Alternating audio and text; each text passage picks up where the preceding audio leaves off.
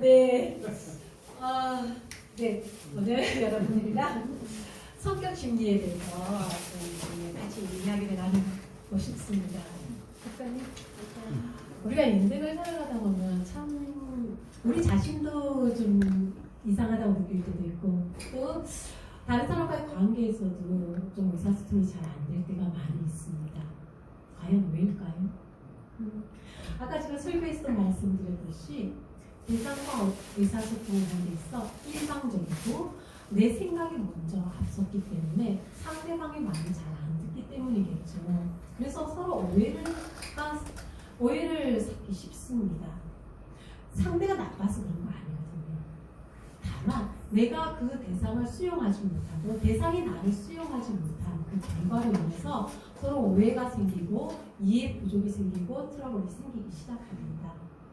자, 그러면은 적을 알려면 어떻게 해야 됩니까?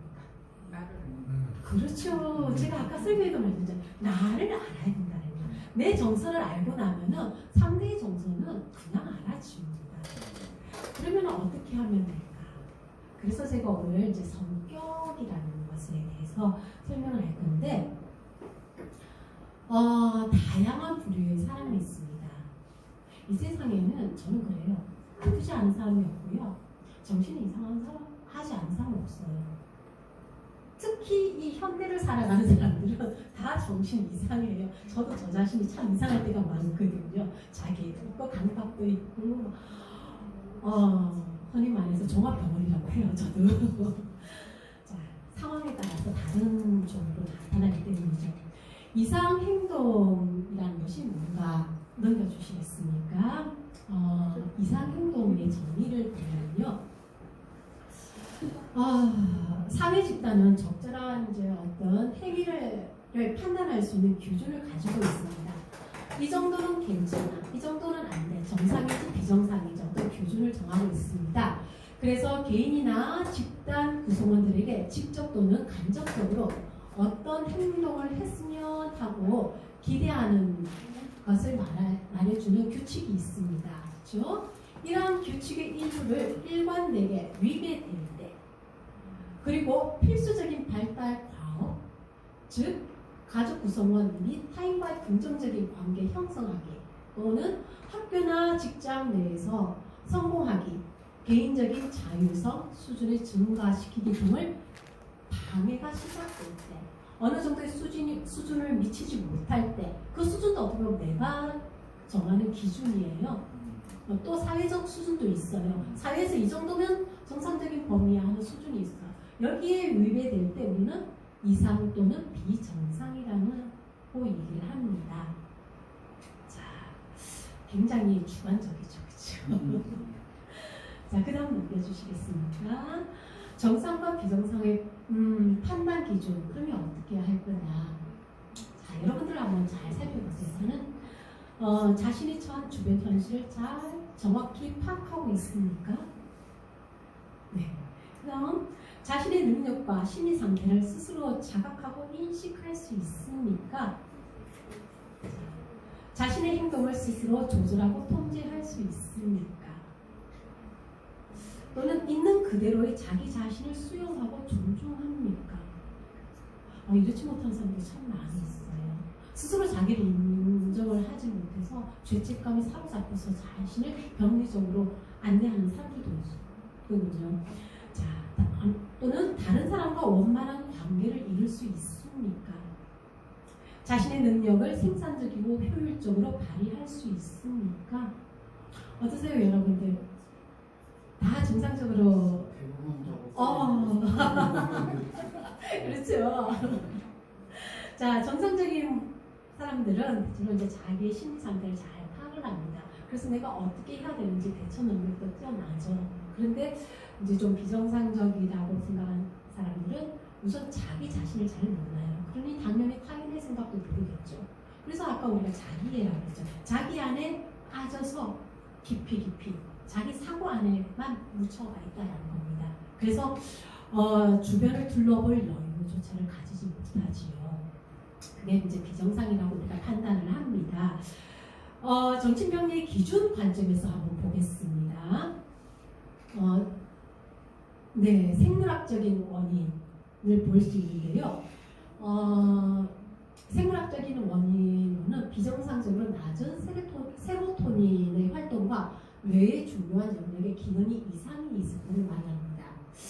안화전두 피질이라는 것이 있고요. 미상액이라는 비정상적인 기능이 있는데 이것이 이제 다음 한번 그림을 한번 넘겨보시겠어요? 네네.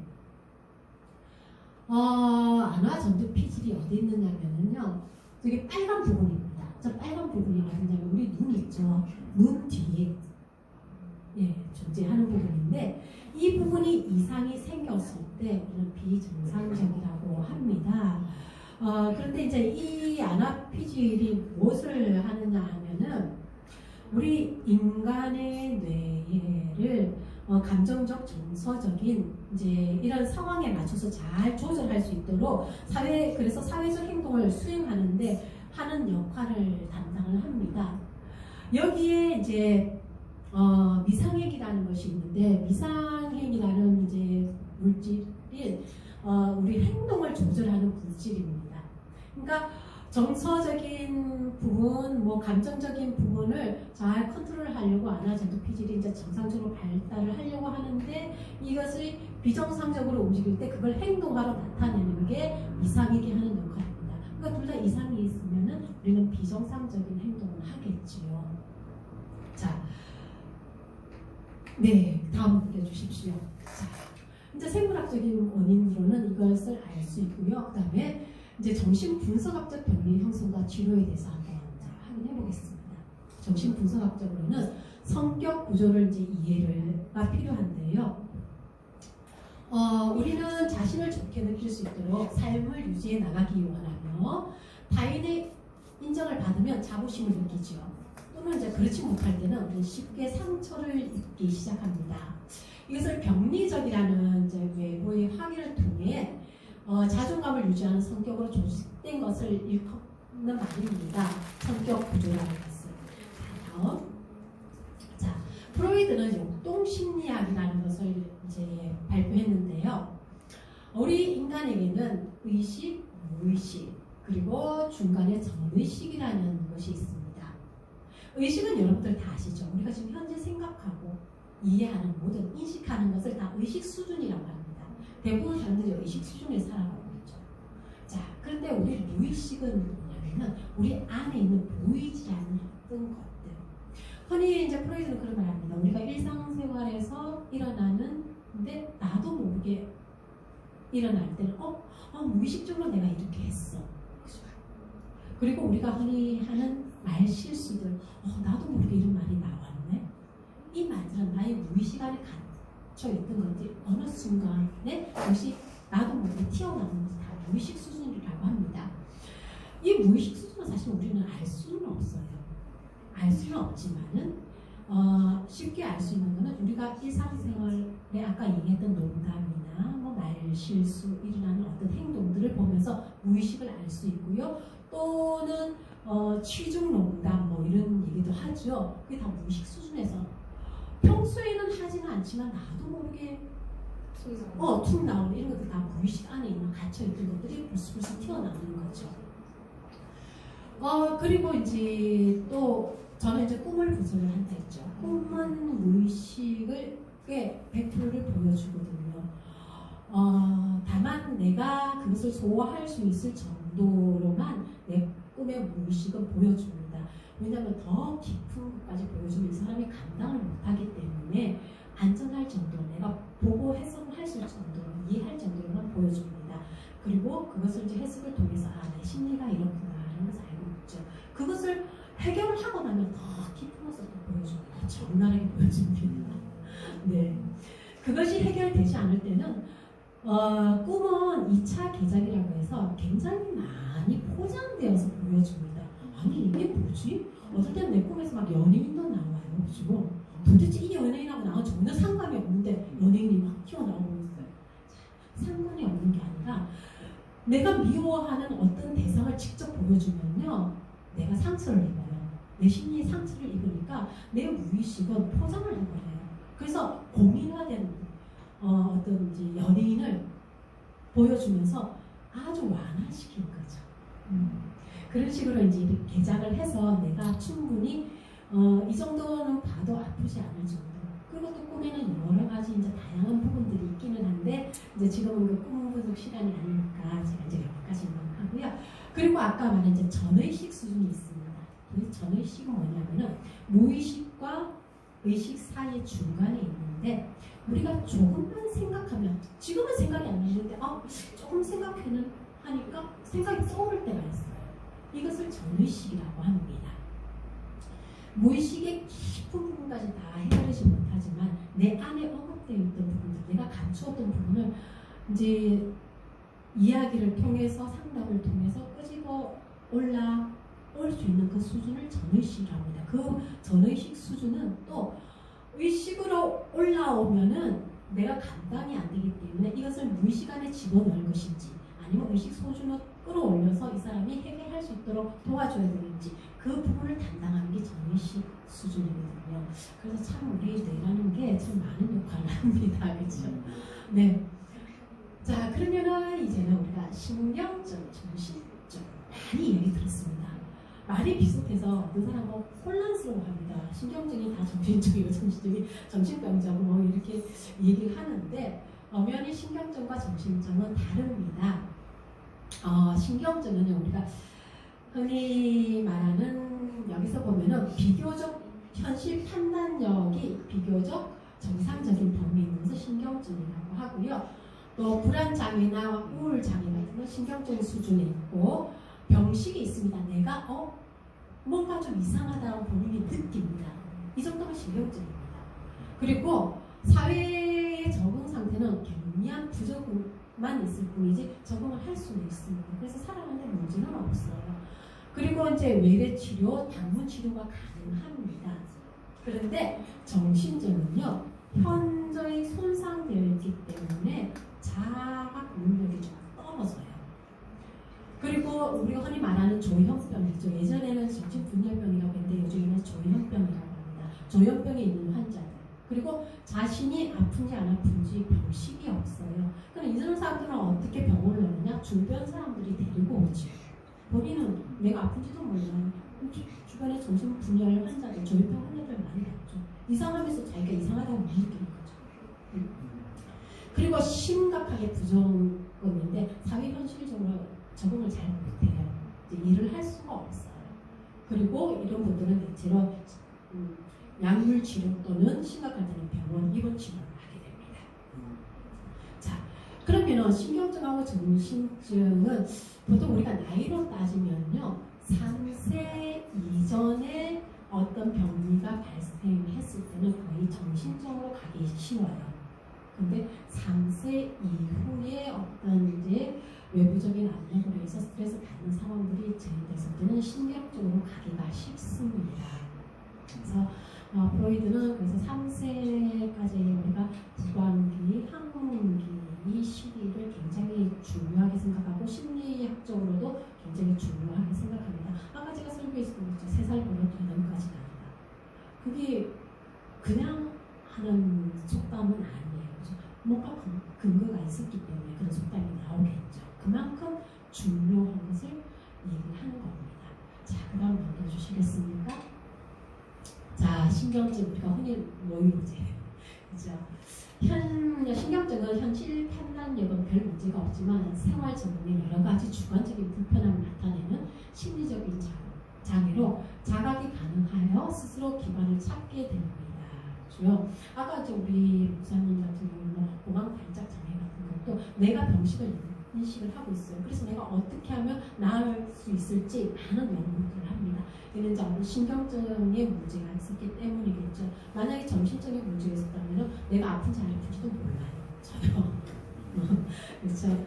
이제 타인을 통해서 저 사람 이상하다 해서 이제 병원을 찾게 되는데 스스로 병원을 찾을 수 있고 내가 나아야 되겠다라는 병식도 있고 자각의식이 충분하다는 겁니다. 다음은 넘겨주시면 정신적인 경우에는 부정의 정도가 매우 심각한 심리적 상태를 말합니다. 환각이나 망상이 있습니다. 그 사람들은 또 현실 왜곡적 증상이 두드러지고요. 비정상적이라는 점에 대한 대한 자각이 없어서 스스로 치료 기관을 찾기보다는 보호자나 주변인들로 인해 강제로 치료 기관을 찾게 되는 경우가 빈번하고 직업이나 학업과 같은 사회적 적응이 불가능한 상태가 대부분입니다. 그래서 이제 정신증 환자들, 조현병 환자들은 주로 환상 속에 많이 삽니다. 그래서 그러면은 이제 이런 질문이에요. 아까 제가 꿈 이야기를 했는데 정신분열 환자들은 꿈을 꿀까요? 안 꿀까요? 꾸겠죠. 꾸겠죠. 자, 꿀 수도 있는데 이 사람들은 자기 사고 자체가 꿈이기 때문에 꿈속의 환상이기 때문에 꿈을 꾼다고 볼 수가 없어요. 제가 예를 들어서 이제 제 아이 보는 환자가 있는데 어떤 환자는 제가 주황색 옷을 입고 있었어요. 주황색 원피스를 입고 있었는데 이 환자가 갑자기 보더니 말을 안 하는 거예요. 한마디도 안 하는 거예요. 그래서 제가 아차 싶었어요. 그래서 미안하다고 사과를 했어요. 아니 제가 주황색 옷 입었는데 내가 왜 환자한테 미안하다고 사과를 했을까요? 근데 주황색 옷인지 어떻게 아셨어요, 목사님? 왜 내가 사과를 했냐면은 그 환자는 사실 주황색에는 색채 심리학으로 보면 생명의 색이거든요. 오렌지색은 생명의 색이에요. 그런데 이 내담자에게는 죽음의 색인 거예요. 그래서 그 에피소드는 뭐냐면은 엄마와 굉장히 심한 다툼이 있었을 때 그 앞에 귤이 놓여 있었어요. 그 분풀이를 어디다 하냐면은 이 귤한테 하는데 마침 그때 칼이 있었어요. 칼로 이 귤을 난도질을 한 거예요. 이 말은 결국은 엄마가 나의 심리를 난도질한 것처럼 나도 이 귤을, 이 생명을 죽여버릴 거야. 엄마를 죽여버릴 거야. 그 심리인 거죠. 그런데 마침 상담사가 주황색 옷을 입었는데 갑자기 이제 혼란스러워지는 거예요. 상담사를 죽일 수 없잖아. 그러니까 이 내담자가 쓰는 단어는 침묵인 거죠. 말을 안 하는 거죠. 왜? 내가 그동안 이 상담사를 너무너무 좋아했는데 갑자기 이 환상이 확 올라오니까 감당이 안 된 거죠. 그래서 침묵을 지킨 거예요. 그래서 내가 순간 아차 미안해. 내가 너 온다라는 걸 인지를 못하고 옷을 갈아입는다라는 것을 순간적으로 잊어버렸어. 미안해. 그랬더니 그때부터 지적을 하는 거예요. 환상 속에 빠져버린 거죠. 그리고 이 환상으로 이 내담자는 여러 환상으로 인해서 강아지도 죽이는 어떤 현상들도 있었거든요. 그러니까 생명을 죽인다는 것은 대상이 나의 생명을 죽였다라는 환상을 계속 가지고 이제 그렇게 살아가는 거죠. 그런 끔찍한 일들이 있어요. 또 이런 정신적 환자들은 망상이 많이 있죠, 그죠? 그리고 뭐 색채 망상뿐만 아니라 우리가 이제 매스컴 같은 데도 뭐 우주인과 교섭을 한다 뭐 이런 거 많죠. 우리 빵상 아줌마 이런 거는 많이 있어요. 환상 속에 있는 거거든요. 실제 이 환상이 실제라고 보는 거예요. 그래서 이런 분들을 이제 조용히 진단을 하게 됩니다. 자 그러면 이제 신경증이 있고 정신병이 있습니다. 정신증이 있습니다. 그 중간에 신경증이 됐다가 또는 정신증이 됐다가 왔다 갔다 하는 사람 혼란스러워요. 보는 사람도 혼란스러워요. 도대체 저 사람이 정신증인지 신경증인지 어떨 때는 멀쩡하고 어떨 때는 좀 조금은 이상해요.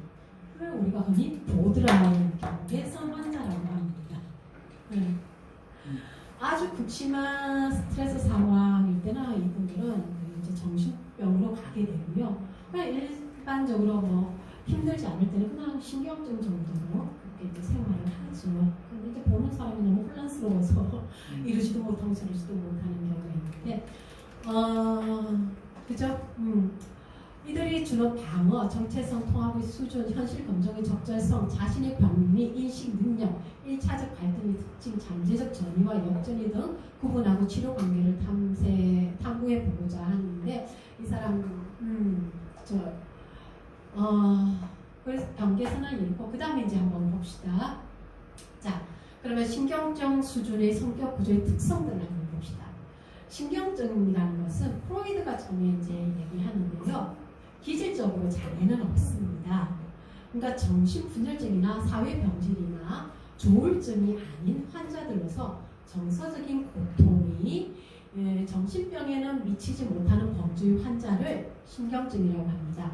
이들은 이제 성숙한 방어 기제를 쓰는데 주로 억압, 어떤 힘든 부분 있으면 다 속으로 삭혀요. 그래서 우리 이제 한국인들이 엄마들이 속으로 삭히다 보면 뭐가 생겼어요? 화병이 생겼죠. 그거예요. 그리고 퇴행합니다. 지금 현재 내가 힘드니까 과거에 좋았던 시절로 어린아이가 되어버리는 거죠. 그때는 그렇게 좋았어. 그리고 격리시킵니다. 이 문제는 내 문제가 아니야. 잠시 피해 있는 거죠. 직면하기 두려워합니다. 그리고 주지화시키고 합리화를 시킨다든가 취소를 시킨다든가 이제 뭐 없었던 일로 한다든지 다른 걸로 취환시킨다든지 뭐 길거리 가는데 내가 이제 어떤 스트레스를 팍 받았어요. 깡통이 있는데 그래서 누구한테 불리해요? 깡통한테 불리하게 차버리죠. 그치? 내가 화났다고 강아지가 있어서 강아지를 때린다든지 이런 식으로 취환을 하고 그 다음에 이제 반동 형성을 하죠. 나는 속이 부글부글 하는데 대상한테 화를 못 내니까 너무 친절하게 잘해주는 거예요. 그런 사람이 있어요. 예전에 제 친구가 그런 친구가 있었거든요.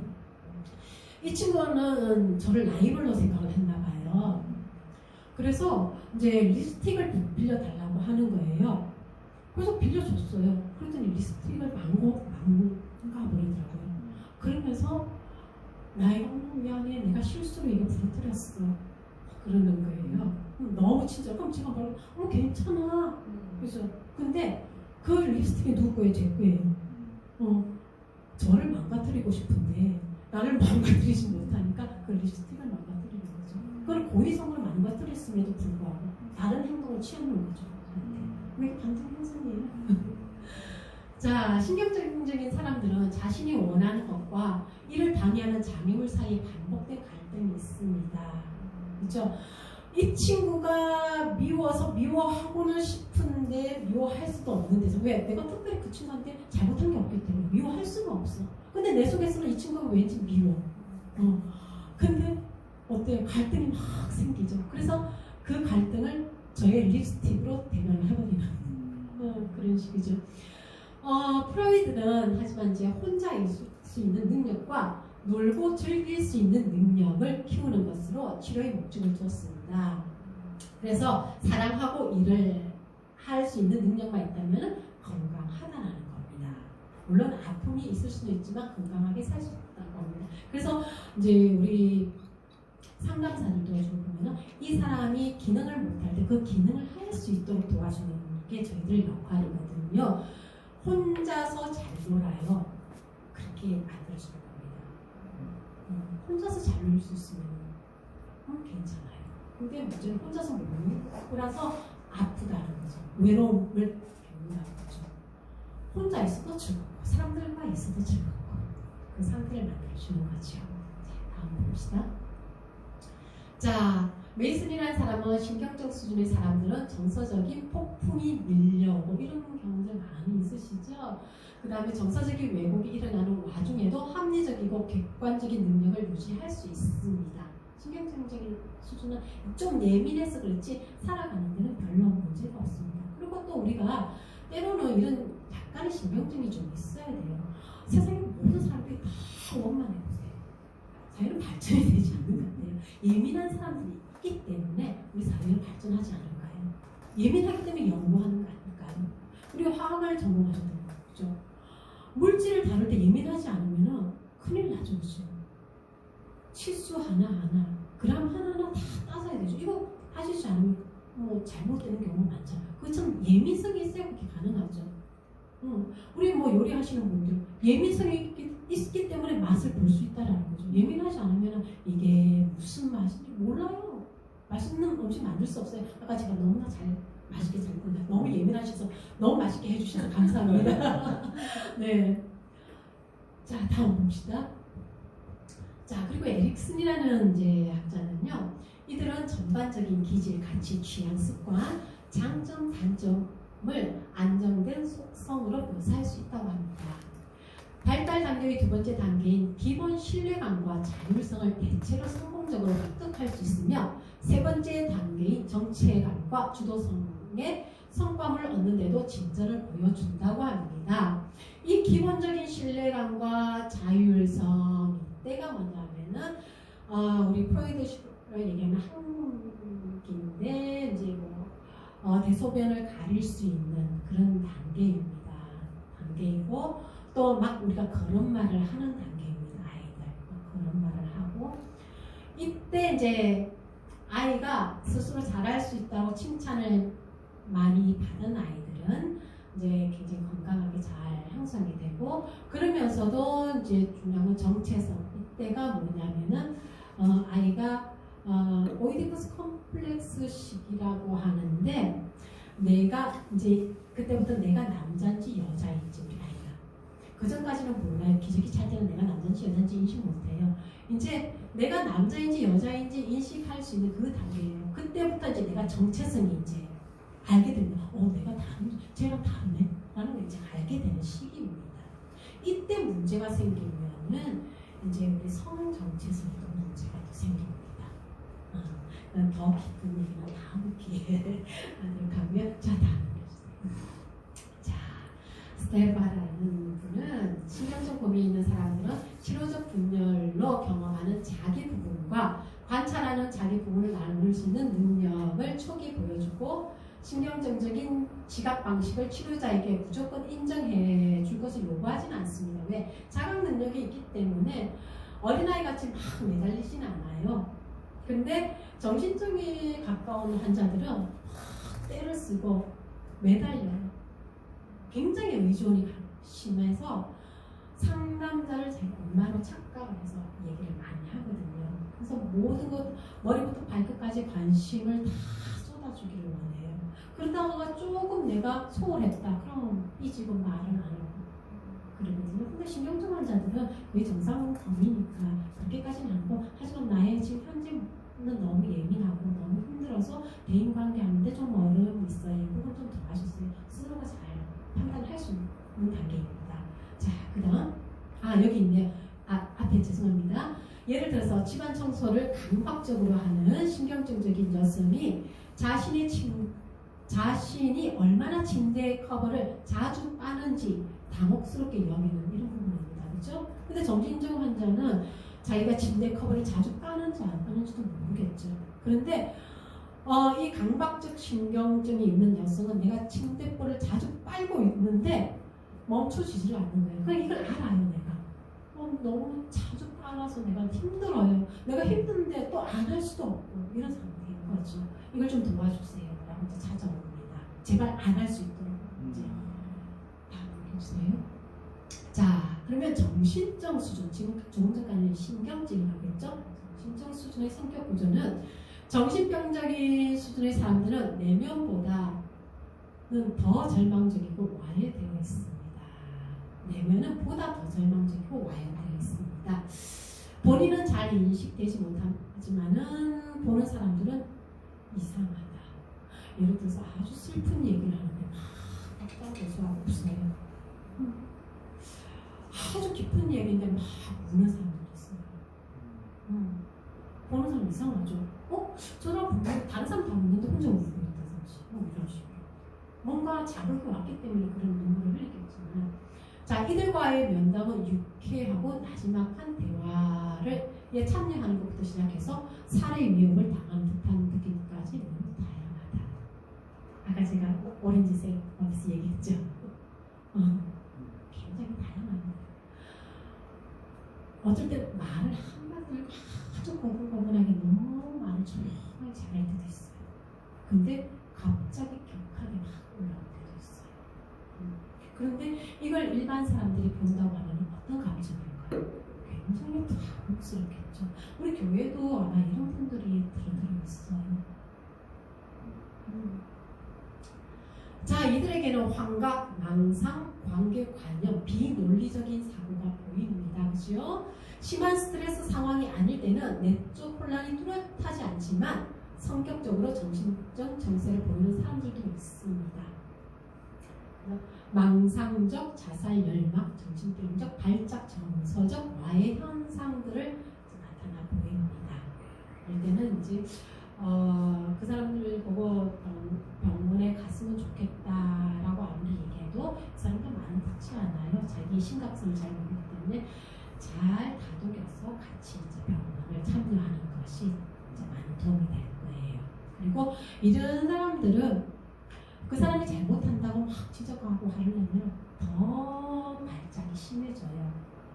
이런 사람들 다루는 방법은 아주 다소곳하게 마지막하게 조용하게 아이 다루듯이 다루면은 너무 말을 잘 들어요. 그렇잖아요. 우리가 평소에도 남자 어떤 사람이 화를 막 내는 사람한테 왜 이렇게 화를 내? 이러면 아까 말한 싸움이 되죠. 근데 이런 사람들하고 싸우면요 이기지 못해요. 왜? 물불을 안 가기 때문에 보이는 게 없어요. 이 사람들은. 그런 사람들하고 내가 싸워봐야 누구 손해? 멀쩡한 나만 손해라는 거죠. 싸울 필요 없어요. 그렇군요. 네가 화를 낼만 하구나. 그랬구나. 그런 일이 있었구나. 너무 속상하겠다. 이렇게 표현해주면 우리 마음은 더 속상하지만 어때요? 그 사람을 다룰 수 있는 방법은 아이 다루듯이. 그래, 그랬구나. 아이고, 그래, 너 이거 부셨는데 얼마나 화가 났으면 부셨냐. 다독여주면은 이 사람은 나의 편이구나 해서 굉장히 순종적이에요. 다음 정신적, 성격적 특성은 1차적인 아까 우리가 신경적인 2차적인 좀 발달된 성숙한 방어 기제를 쓴다고 했는데 이 사람들은 좀 원시적인 방어 기제를 써요. 굉장히 미숙하죠. 철수, 부인, 전능, 통제 이 사람들은 모든 것이 환상 속에 있기 때문에 이 세상을 내가 통제할 수 있다고 믿습니다. 내가 외계인과 교섭할 수 있다고 믿습니다. 굉장히 전능성에 빠져있죠. 그리고 원시적인 이상화와 평가절합니다. 아까 얘기했죠. 자기 말을 잘 들어준 사람이 너무 위대한 사람이야. 그래서 나는 복종하고 말을 들어야 돼. 근데 자기를 조금이라도 무시하면은 아주 맞추어요. 그래요. 정말. 그 다음에 내사와 투사 이러면서 또 분열, 해리 현상, 심하면 해리 현상이 일어나죠. 자기가 어디 있는지 몰라요. 이런 방어들은 절망적인 수준으로부터 공포로부터 환자를 보호해 주기도 합니다. 심각한 정체성의 어려움을 보이고요. 자신이 존재한다는 사실 자체를 완전히 믿지 못하고 자신이 누구인지 매우 혼란스러워합니다. 내가 누군지 내가 어떻게 알아요? 이제 이런 말들을 하긴 해요. 내가 존재한다는 것을 내가 어떻게 알죠? 라는 질문과 자기 자신에게 중요한 다른 사람을 묘사해보라고 하면 그 사람에 대해서 묘사를 잘 못해요. 그리고 어떤 말을 질문할 때 그 질문에 대한 대답보다는 다른 얘기를 많이 해요. 자기가 하고 싶은 얘기를 하기 때문에 핵심이 안 맞을 때가 많이 있어요.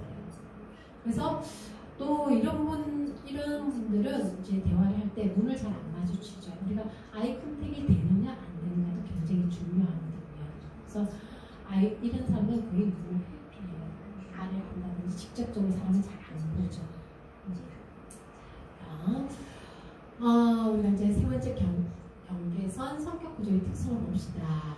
경계선 성격 조직을 가진 사람들은 원시적인 방어, 물론 이제 정신적보다 조금 덜 하긴 하지만 이 사람들도 부인하고 투사적 동일식, 분열로 주로 사용을 하는데 퇴행을 할 때는 정신적 환자와 구별하기 어려울 때라고 했죠.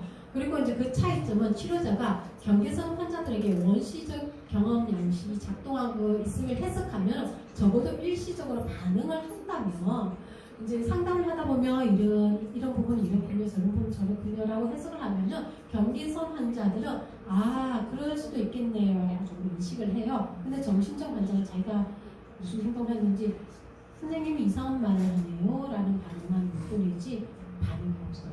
근데 이런 사람들은 어느 정도 왔다 갔다 하기 때문에 기분 좋을 때는 말 잘 들었다, 안 좋을 때는 나 몰라라 하지만 그래도 조금의 인식이 있기 때문에 경계선 환자라고 우리가 진단을 합니다.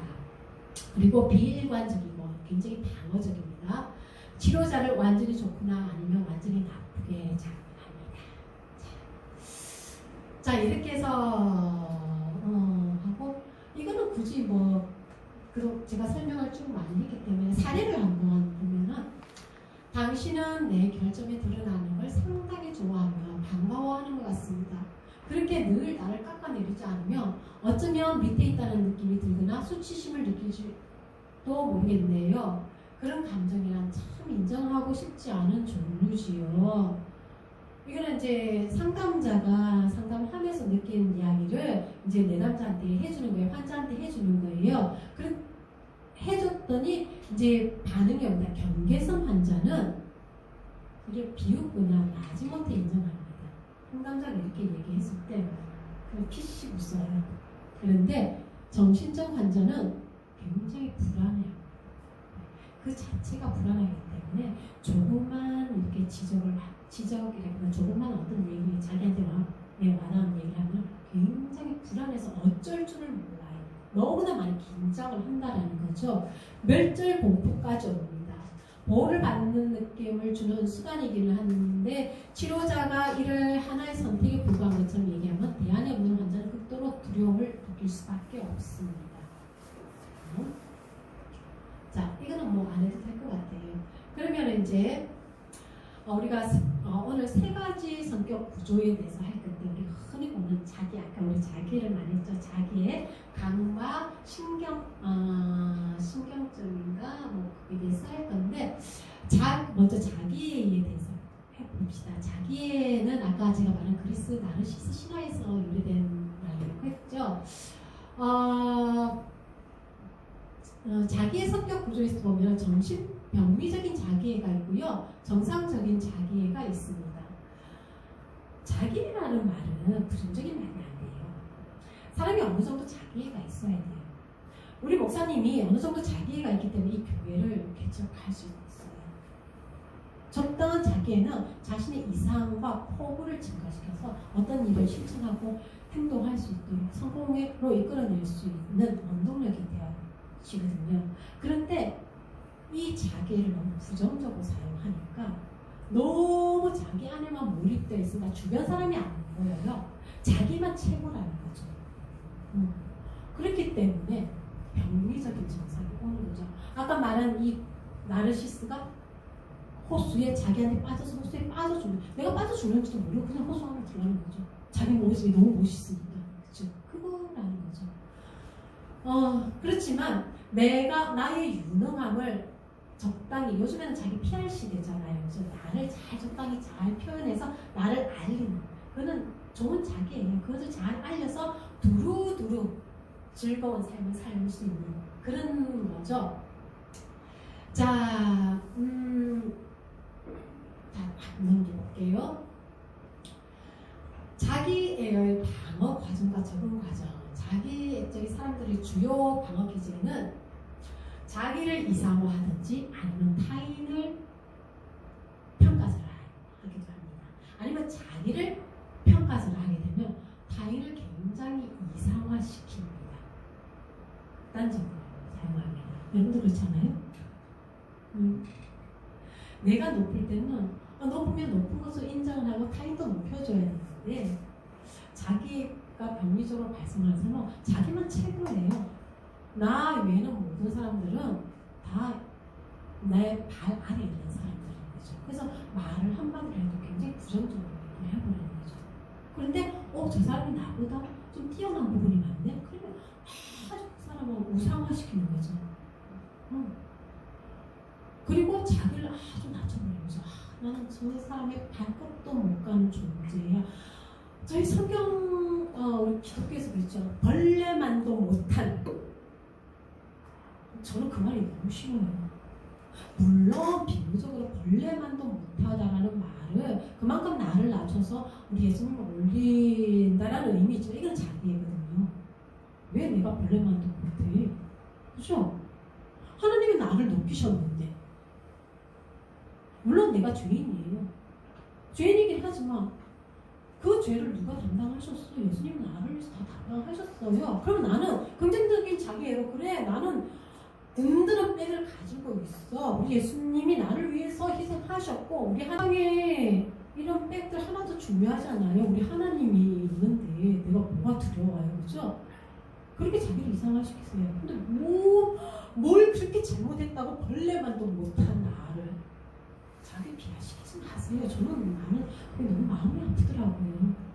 왜 내가 벌레만도 못해요? 그쵸?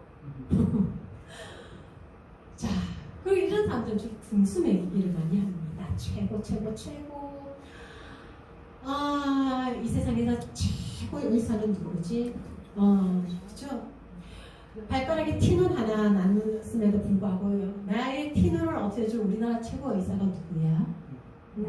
우리 아이 유치원을 보냈는데 우리나라에서 최고로 좋은 유치원이 어디야? 그죠? 굉장히 나는 우리 스카이 캐슬 여러분들 드라마 다 보셨죠? 굉장한 자기애를 모범적으로 보여주는 드라마입니다. 그런 부분들이 굉장히 많아요. 저는 특히 대치동에서 우리 아이들 키웠잖아요. 결국은 우리 아이들 너무 힘들 것 같아서 제가 이제 삼성동으로 옮겼어요. 삼성동 아이가 좀 낫더라고요. 왜 나았냐면은 대치동에 학원가가 다 몰려있거든요.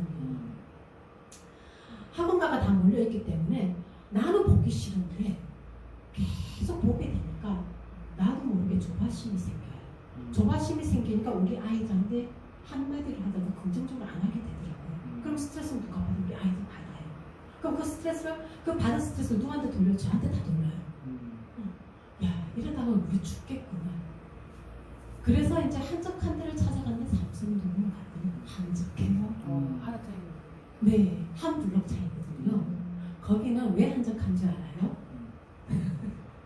나중에 알았는데 그 동네는 대치동에는 엄마들이 학습을 위해서 학원을 위해서 온 엄마들이기 때문에 돈이 없어도 다 와요. 교육 때문에. 근데 삼성동에 있는 분들은 그 경제 수준이 아주 높아요. 그렇기 때문에 엄마들이 밖에를 안 나와요. 선생님을 부르면 돼요. 그리고 우리 아이가 여기서 안 되면 해외 보내면 돼요. 유학시켜버려요. 별로 그게 사고 자체가 틀리더라고요.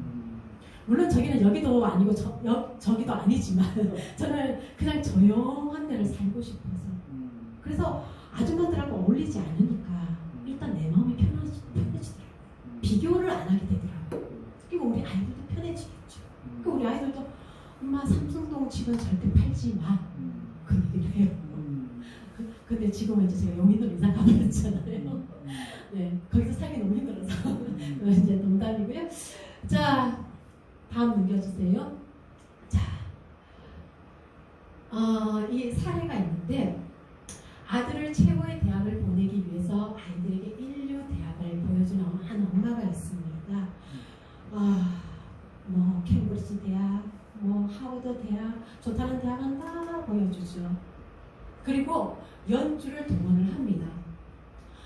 아머소트, 콜롬비아, 프린스턴, 시카고, 윌리엄스 대학을 다 입학허가를 다 받아놓습니다. 대단한 엄마예요, 그렇죠? 그런데 예일대는 대기자 명단에 올랐으나 하버드에서는 거절을 당했습니다.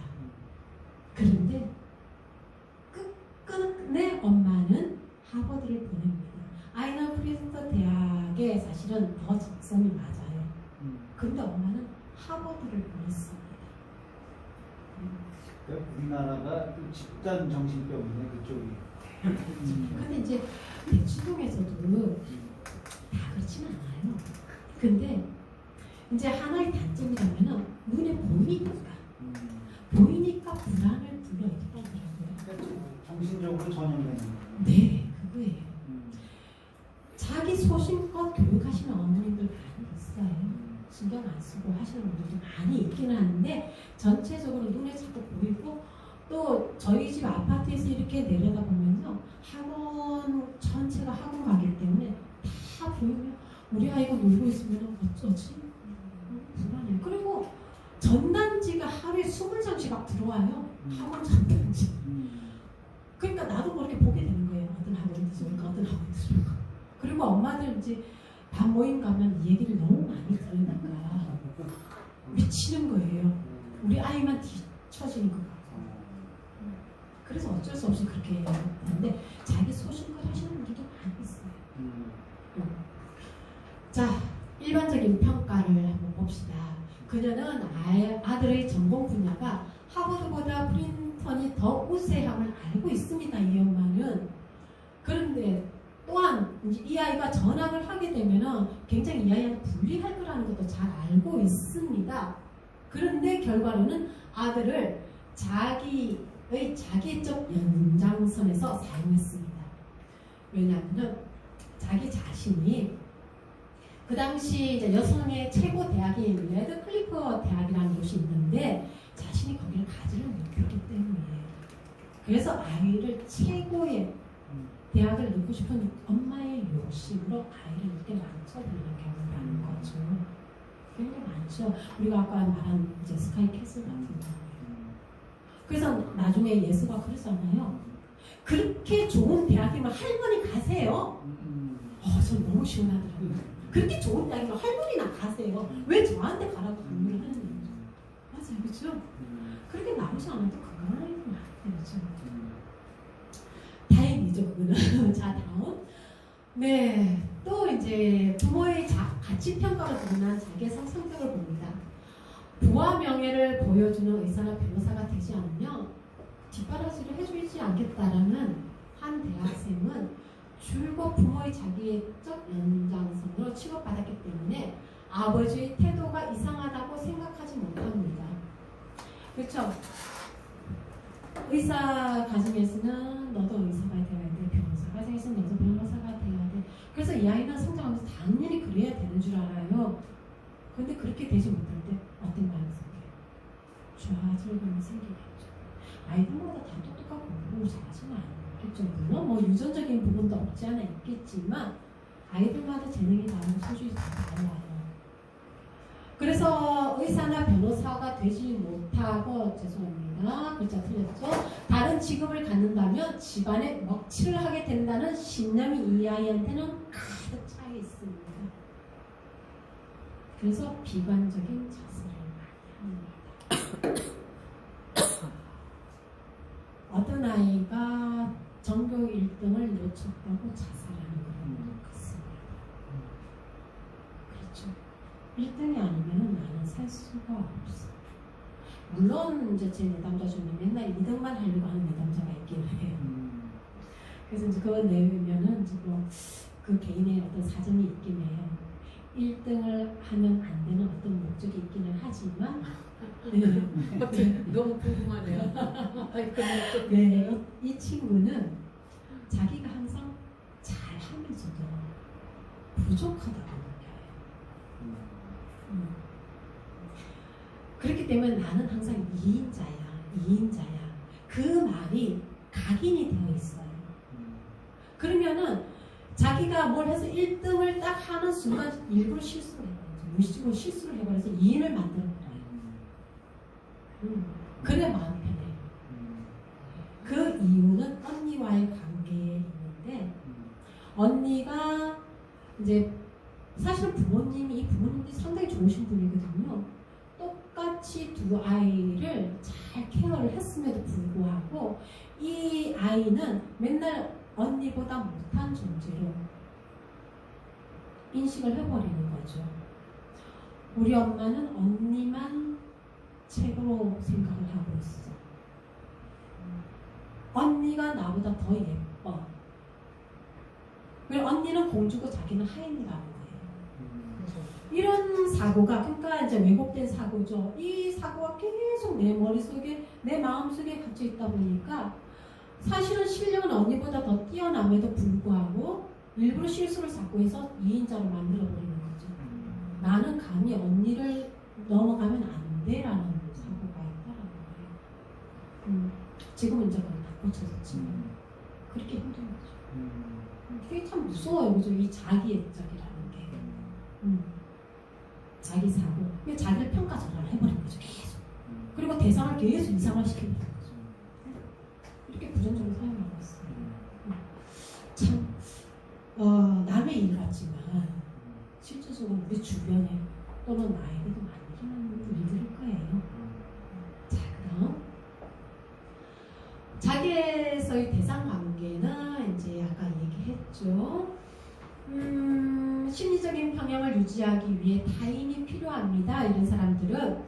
하지만 상대방은 자기 대상 혹은 자기 애적 연장선상에서만 존재하기 때문에 자신의 친구와 가족에게 혼란을 가져오면 다른 사람에 대한 욕구는 굉장히 필요해요. 이 사람이 나한테 필요한 사람이야.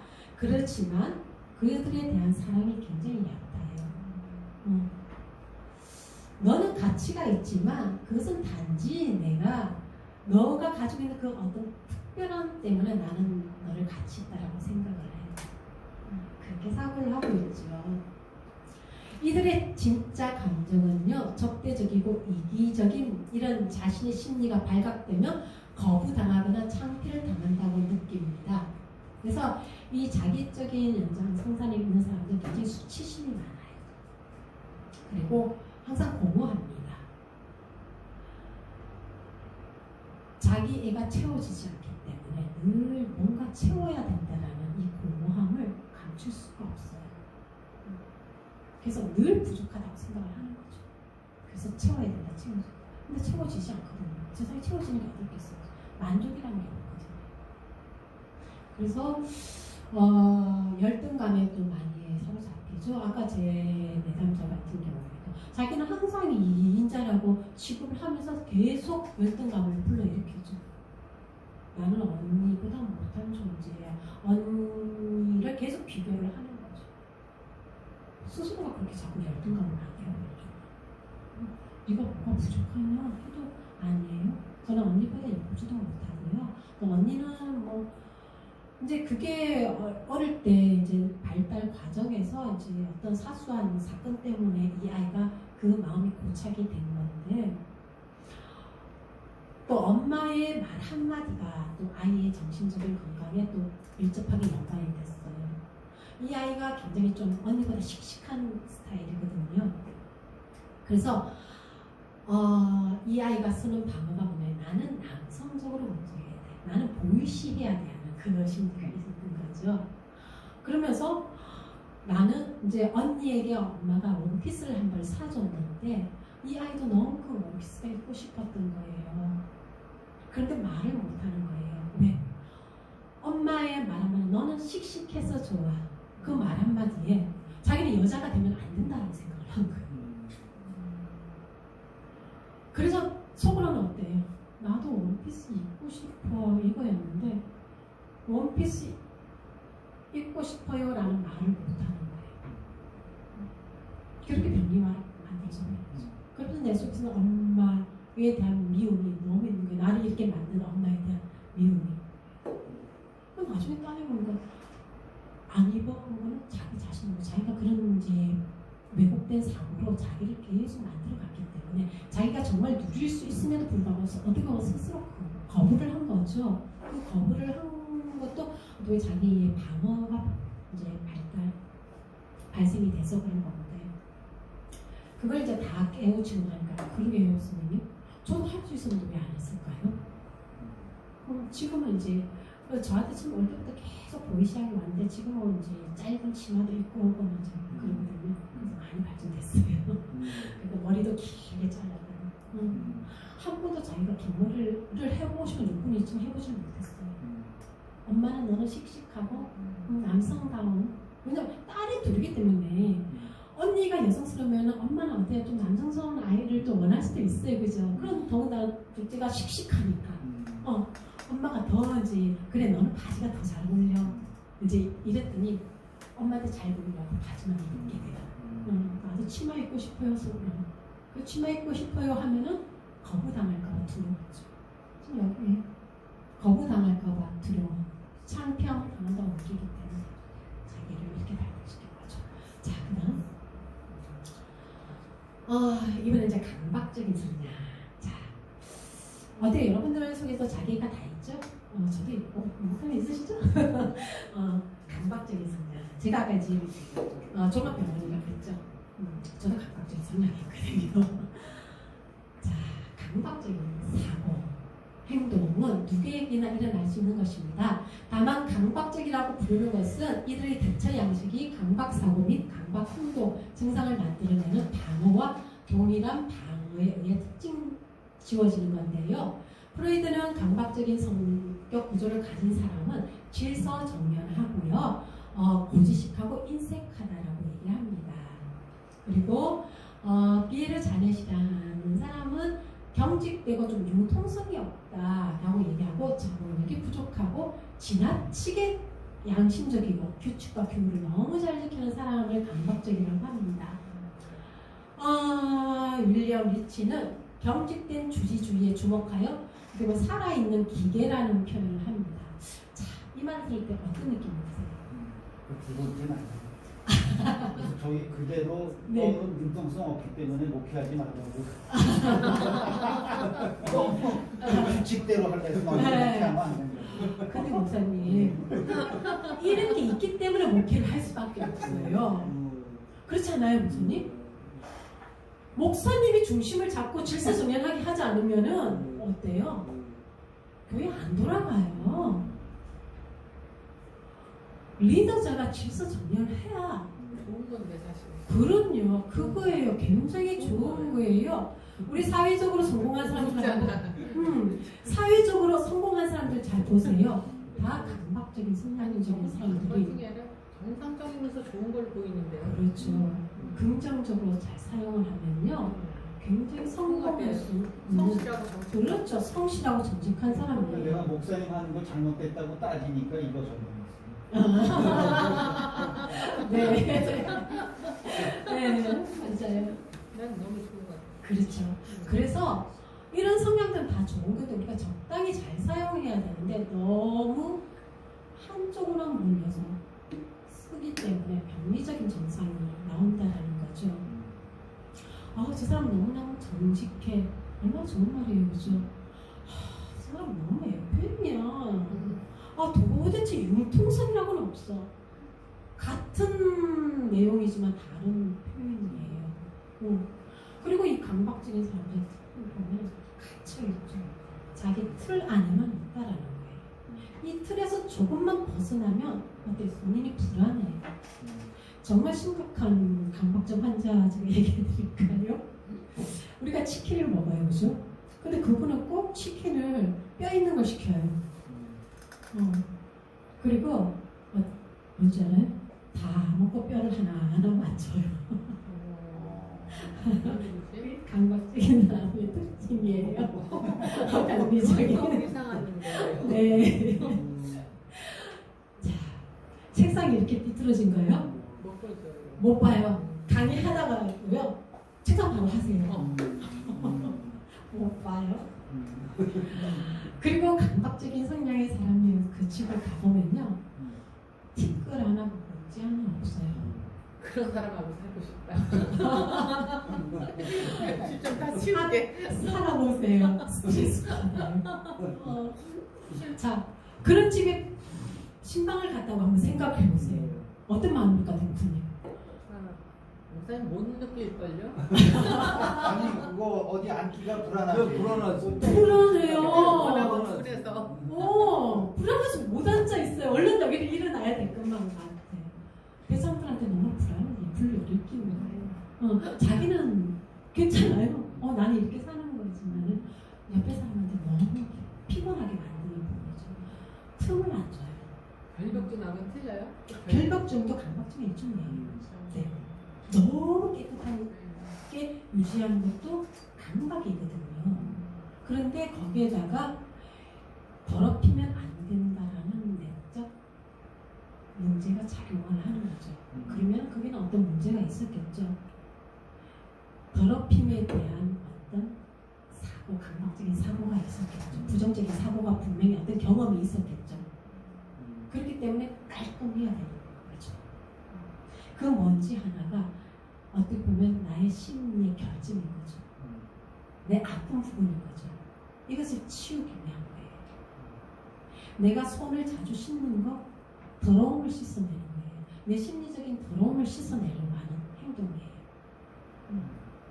그것이 심하게 작동하다 보니까 하루에도 막 손을 씻고 거기 좀 정리 좀 하세요. 아 저게 뭐예요? 저 쓰레기통이 좀 버렸어요. 내 눈에 안 보이게 하세요. 이러는 거죠. 분명히 내 안에 어떤 결정 씻어내고 싶어하는 그 욕구들 그걸 나쁘다라고 할 수는 없어요.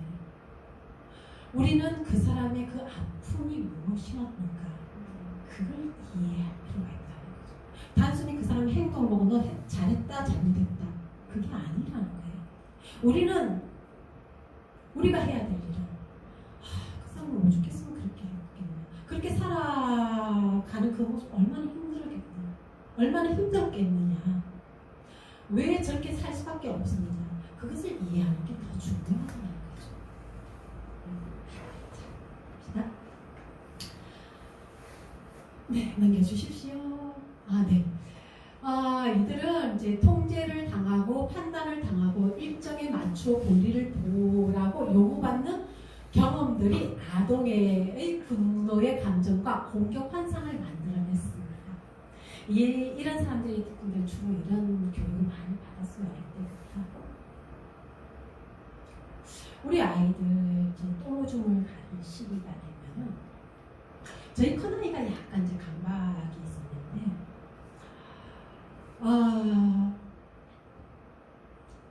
이제 큰아이 때는 우리는 잘 키울 때 좀 실수를 많이 해요. 그죠? 모르기 때문에 어른들이 시키는 그 말이 다인 줄 알고 그냥 내버려둘 때가 많았었거든요. 아이가 이제 오줌을 가릴 때 되니까 저희 이제 친정 엄마가 뭐라고 가르치느냐면요. 오줌을 만약에 싸게 되면은 다른 데 싸게 되면 굉장히 혼을 내요. 그래야 빨리 고친다. 그래서 난 그게 그렇게 하면 되는 줄 알았어요. 그런데 그게 부작용을 일으켜요. 아이가 오줌을 누고 싶으면 4살 때 되면 이제 오줌을 가릴 때가 됐거든요.